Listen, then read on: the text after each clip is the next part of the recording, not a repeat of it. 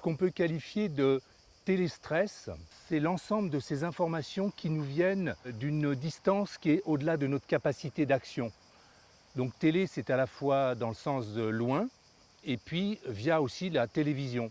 Notre organisme qui est naturellement empathique va réagir à la détresse que l'on voit sur les images de télévision.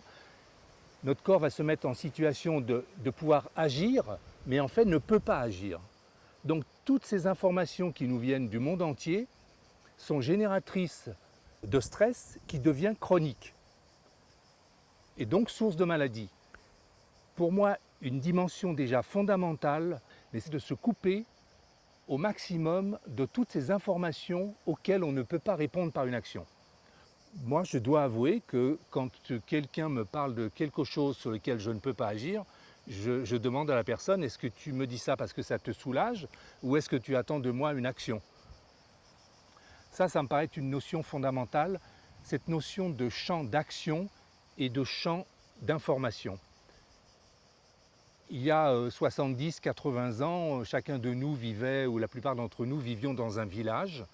On était informé de ce qui se passait dans le village et on pouvait agir au niveau de ce même village. S'il y avait une difficulté à la ferme à côté, on était informé, on pouvait agir. Notre champ d'action était égal à notre champ d'information.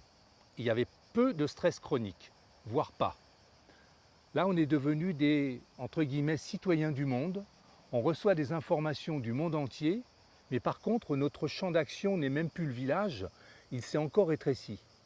Et cette énorme différence entre cette quantité d'informations qui nous arrive et notre faible champ d'action, c'est source de ce stress chronique, de toutes ces maladies.